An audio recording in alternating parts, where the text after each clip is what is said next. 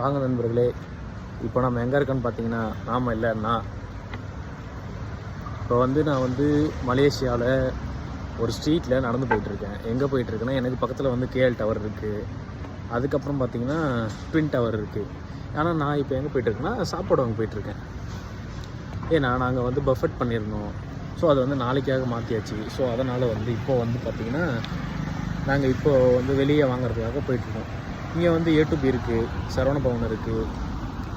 So அங்கே பக்கத்தில் பார்த்திங்கன்னா வெஜ்ஜு ஒரு பர்சன் வெஜ்ஜு, அதனால் நாங்கள் கஷ்டப்பட்டுருக்கோம். ஸோ நாங்கள் நான்வெஜ்ஜுக்காக ஒரு சைனா டவுன் ஒன்று இருக்குது, அங்கே தான் இப்போ போயிட்டுருக்கு. நைட் ரோட்டில் நல்லா தான் இருக்குது. நம்ம ஊரோட கொஞ்சம் சென்னையோட கொஞ்சம் சுத்தமாக நல்லா இருக்குது. நீங்கள் வந்தீங்கன்னா கண்டிப்பாக விசிட் பண்ணி பாருங்கள்.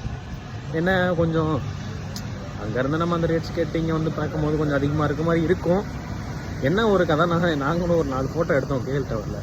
சரி கொடுங்க அப்படின்னு சொல்லிட்டு கேட்டதுக்கு என்ன தெரியுமா சொன்னாங்க அவங்க, கிட்டத்தட்ட அதில் பார்த்தீங்கன்னா நம்ம ஊர் நாட்டு காசு 230 ஆரம்பிச்சு சொன்னாங்க. சரி ஓகே, 6 ஃபோட்டோ தானே, ஒரு 2 ஃபோட்டோ ஃப்ரேமில் போட்டு தராங்க, ஒரு இதில் போட்டு தராங்கன்னு சொல்லிட்டு பார்த்தா, ஸ்வைப் பண்ணதுக்கப்புறம் கார்டை திறந்து பார்த்தா தெரியுது 4600 ரூபாய் டொய் ஆகிடுச்சு.